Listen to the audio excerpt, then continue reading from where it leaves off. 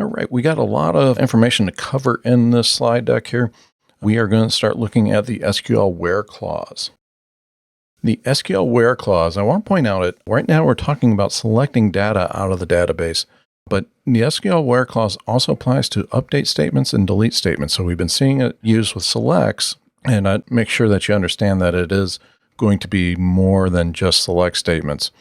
So if you don't specify a where clause, what's going to happen is that the database is going to return back all records because you didn't say criteria on there. So what the where clause allows us to do is tell MySQL the criteria that we want to use for which rows are going to be returned. Now, the where clause is very versatile, and I feel it's very important to master. You can do a lot with it, and if you understand it, you can really make your life easier because it is so versatile.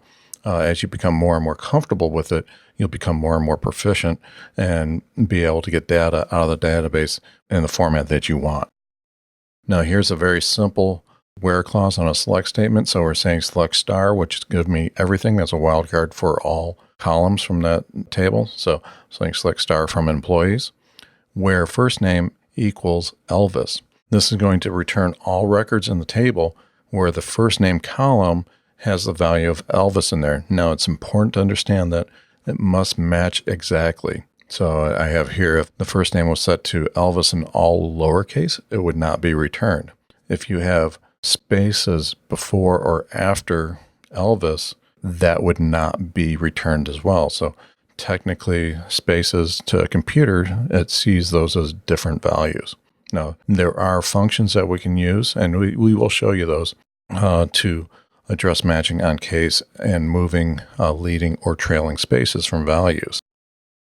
Now we have the AND operator. This is a logical operator, and it can allow us to join together multiple criteria. So I have an example here, select star from employees where first name equals Elvis and last name equals Rossi. So both of these criteria have to be fulfilled for rows to be returned. It will return back 0 to many rows, depending on what is matched in the database. And keep in mind, when you use the AND logical operator, both columns need to match. So if the records match one value, but the column doesn't match the other value, it will not be returned. Now, this is opposite of the behavior of the OR logical operator. Now, what this can do is join a pair of criteria, and what we're going to say is it has to match one or the other. So here I have an example of select star for employees. This time I'm saying where first name equals Elvis or last name equals Rossi. So this is going to return all rows from the employee table where the first name column is equal to Elvis or where the last name is equal to Rossi. So records matching either one will be returned from the database. So very important distinction to understand there. Now we also have the in keyword. This is a very handy one as well.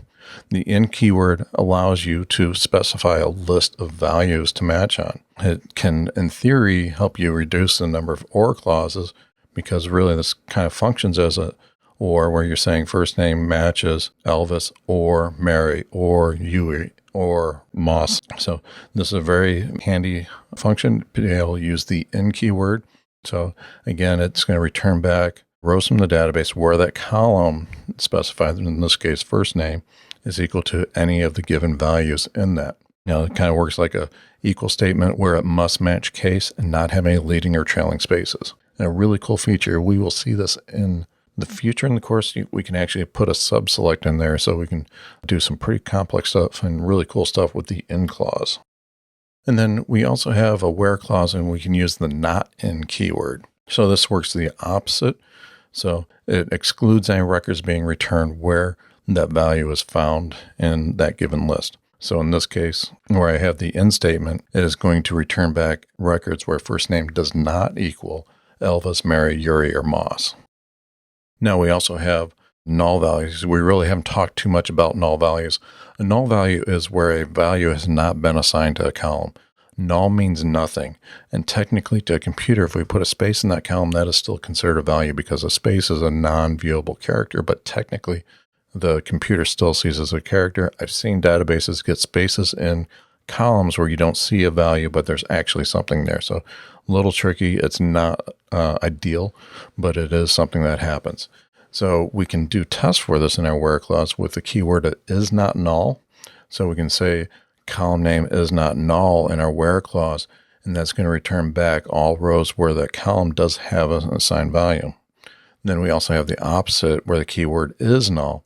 And then this is going to return back all rows from the database where that column specified does not have an assigned value. So these are very important to remember and very handy to use. This is a really common tool to be using when we're doing queries on the database.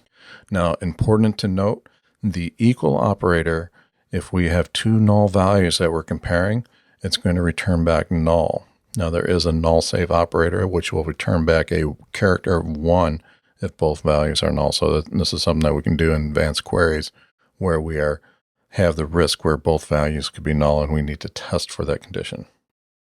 Now, we do have a number of comparison operators available to us. We've already seen the equals, simple equal sign there. We've already talked about that. And then we have the null save equal operator. That's the one I was just talking about. Not equal operator. So we're going to say that a column value is not equal. There's two there. You can use the less than greater than sign or the exclamation point or bang equals. The second one is my personal preference. That's the one that you will see me using, but either one is perfectly fine to use depending on your preference. Then we have the greater than operator, returns where the left side is greater than the right side, and then greater than equal to. This is just going to be just like the greater than that is, but it's also going to include values where it is also equal. So technically, even if there's a small difference, it is not equal, so it would be excluded in the first one, but included in the second. And then the less than operator is just the opposite of greater than, so pretty straightforward what that's doing there. Now, we have some comparison operators. These wildcards, they work with like and not like. And this, we'll see some examples coming up here, but the percent, the wildcard is for many characters. So I have an example there. If I do where column name like F%, that is going to match any string that starts with the letter F. This is a very versatile way of searching the database. Then we can also do underscore, and this will represent one character. So you can see an example there. I have underscore D%. This is going to be a wildcard at the beginning for just one character, and then the letter D, and then I'm saying any number of characters after that.